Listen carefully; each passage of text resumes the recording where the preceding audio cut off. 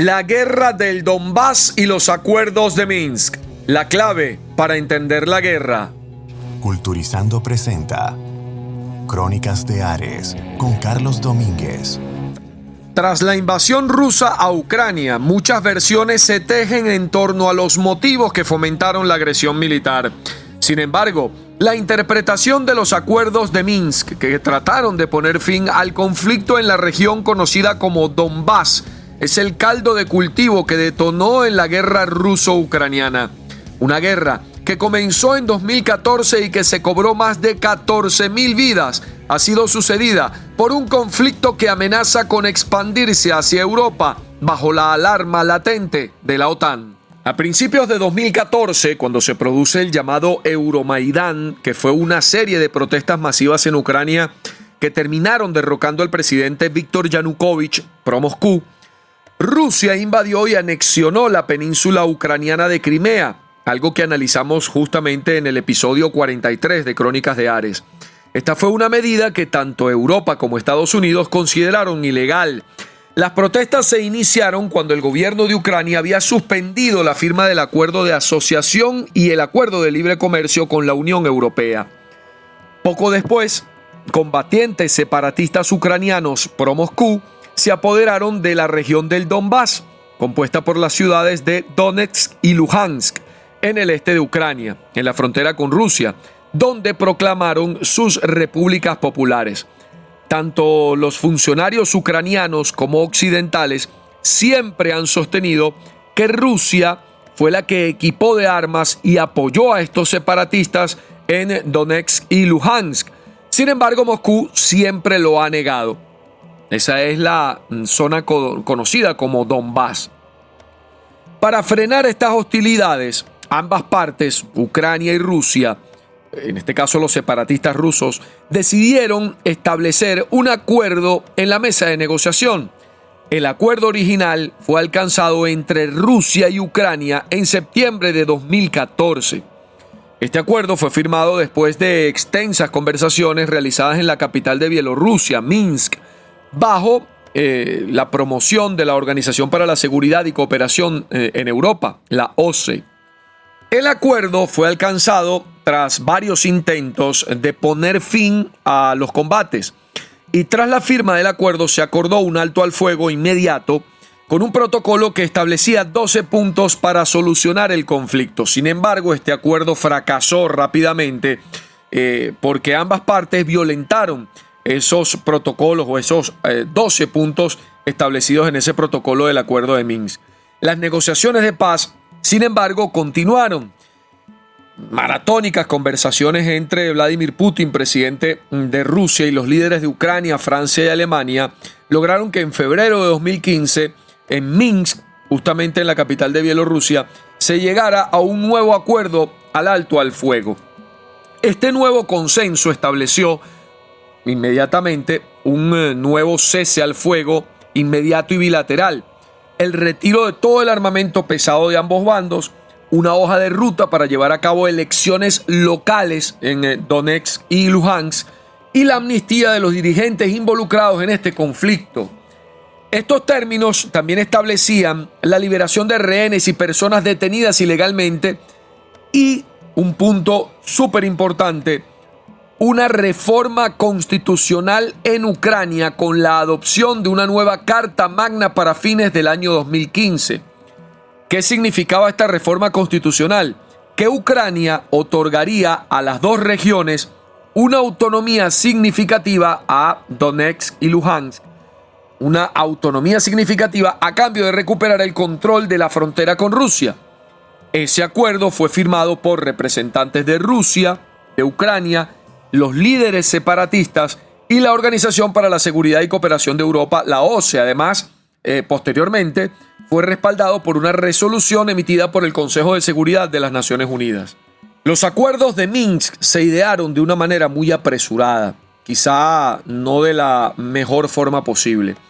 Rusia fue signataria de estos acuerdos, pero no se reconoció su papel en el conflicto, ese de ser el promotor justamente o quien armaba a los separatistas de la región del Donbass.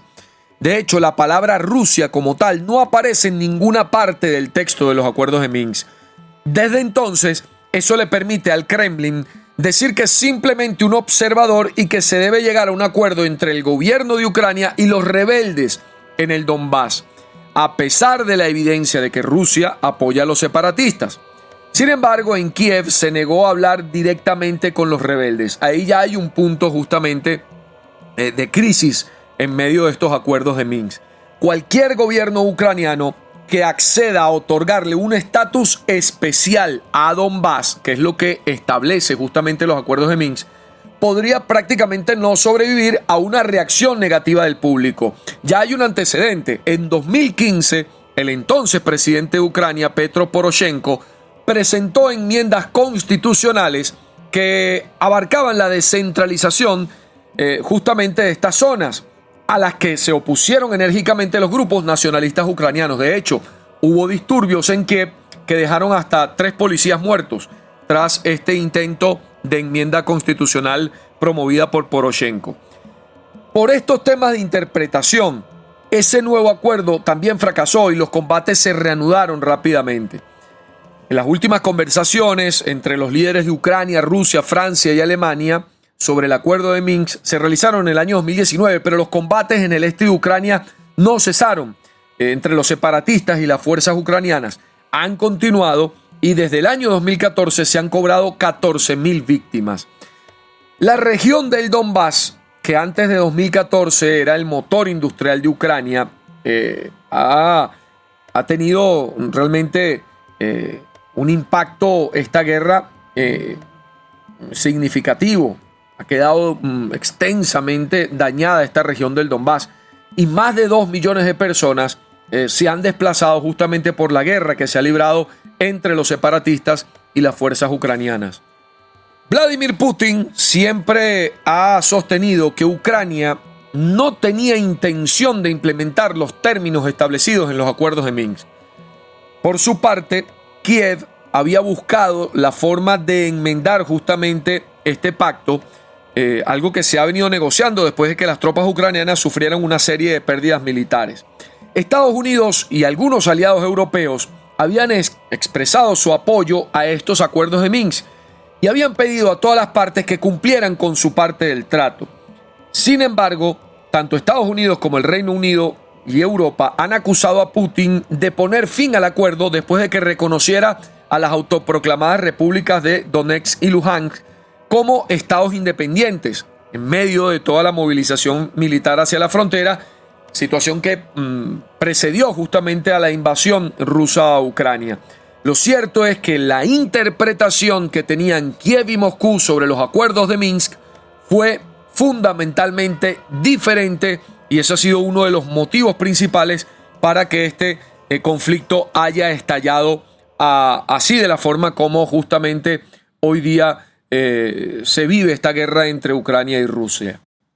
El gobierno ucraniano veía estos acuerdos de Minsk como una forma de volver a unir a Ucrania y restaurar completamente la soberanía del país, aunque admitió que tuvo que otorgar ciertos poderes delegados a estas dos regiones separatistas, el del Donbass, a Lugansk y Donetsk. Moscú, por su parte, creía que los acuerdos llevarían a un proceso que establecería un gobierno alineado con Rusia en la región del Donbass, tanto en las ciudades de Luhansk como Donetsk. También consideraba Rusia que los acuerdos otorgarían un estatus especial a las regiones separatistas antes de volverse a reunir con el resto de Ucrania. Con esto, Moscú creía que podría de alguna manera retener su influencia sobre Ucrania. Esta interpretación a favor de Moscú de los acuerdos de Minsk son potencialmente una forma en que Rusia puede retener su influencia en Ucrania o a través de los grupos prorrusos en el Donbass. Esto de algún modo le daría a Rusia la capacidad de controlar el territorio sin anexarlo, como hicieron con Crimea hasta el año 2014, y obtener de esta manera una voz en los asuntos nacionales de Ucrania. Para complicarlo todo más, Rusia emitió en su momento pasaportes a miles de residentes del Donbass. Eso también podría darle a Rusia un papel en el parlamento ucraniano a través de sus apoderados y la oportunidad así de descarrilar cualquier esfuerzo que tuviera Ucrania para unirse a la OTAN o a la Unión Europea. Justamente esta es la demanda clave que Rusia dice que debía cumplirse antes de realizar la invasión. Dependiendo de cómo se organicen las elecciones, es posible que las personas con ciudadanía rusa y amnistiadas por matar ucranianos terminen nada menos que en el Parlamento de Ucrania, lo que desestabilizaría aún más a Ucrania. Esa era una de las intenciones de Rusia justamente con los acuerdos de Minsk. Moscú ha insistido que no busca una guerra y que la responsabilidad de toda esta crisis es de la OTAN, aunque Estados Unidos y sus aliados han dicho que la autoridad de la crisis pertenece a Rusia. Ha dicho Putin, nos han engañado descaradamente, 5 oleadas de expansión de la OTAN, y ahí está, ahora están en Rumania y Polonia con sistemas de armas, dijo Putin en diciembre del año 2021, asegurando que Rusia no quiere acciones militares o no quería acciones militares. Había dicho, pedimos directamente que no haya más movimientos de la OTAN hacia el este, la pelota está en su cancha. Obviamente, Putin acusa a la OTAN de violar el acta fundacional de relaciones mutuas, cooperación y seguridad establecidas entre la OTAN y Rusia, que fue firmado en el año de 1997. Esta acta fundacional fue marco de referencia entre ambas partes tras la caída de la Unión Soviética al desplegar sistemas ofensivos de armas en las fronteras de Rusia, específicamente en Letonia, Lituania, Estonia y Polonia. La OTAN ha señalado, en cambio, que ha cumplido con esa acta fundacional comprometiéndose a no desplegar fuerzas militares permanentes en los nuevos miembros, ni tampoco armas nucleares, 2 de los pilares del acuerdo, y acusa en cambio a Moscú de incumplimiento. Los 4.500 soldados desplegados por la OTAN en Letonia, Lituania, Estonia y Polonia han sido justificados como fuerzas rotativas y defensivas y llegaron como reacción a la anexión Rusia de Crimea en el año 2014. Al firmar el acta fundacional OTAN-Rusia, Rusia se comprometió a no amenazar ni utilizar la fuerza contra los aliados de la OTAN ni contra ningún otro estado, ha dicho los portavoces de la OTAN en un comunicado oficial. Ha roto este compromiso con la anexión ilegal e ilegítima de Crimea, que fue en el año 2014, un territorio de un estado soberano. Recuérdense que Crimea era de Ucrania. Rusia también sigue apoyando a los militares en el este de Ucrania, expresaba la alianza, la OTAN, en un comunicado oficial. Ahora bien, es importante recalcar por qué es tan importante para las partes la región del Donbass. La palabra Donbass es un acrónimo de Donetsk Coal Basin o la cuenca carbonífera de Donetsk.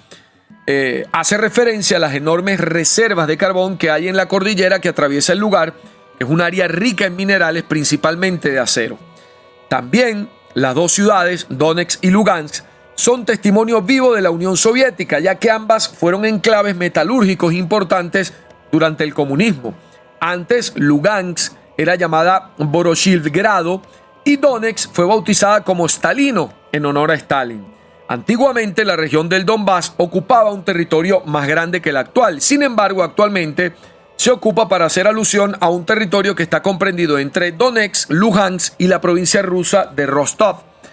Donetsk y Luhansk son provincias históricamente ucranianas. Poseen una población de 3.5 millones de habitantes, sin embargo, la mayoría son rusoparlantes. ¿Y cuál es este motivo? Según detalló una investigación que hicimos en la BBC, tras la Segunda Guerra Mundial, un gran número de mineros y trabajadores rusos llegaron a esa región para explotar sus yacimientos. El hecho de que la mayoría de sus habitantes sean rusoparlantes es el principal argumento que esgrime Putin para invadir a Ucrania y decir que va a salvar los intereses de los rusoparlantes o todos esos habitantes que de algún modo se sienten rusos. Desde el Kremlin explican que quieren protegerlos del nacionalismo ucraniano que gobierna Kiev.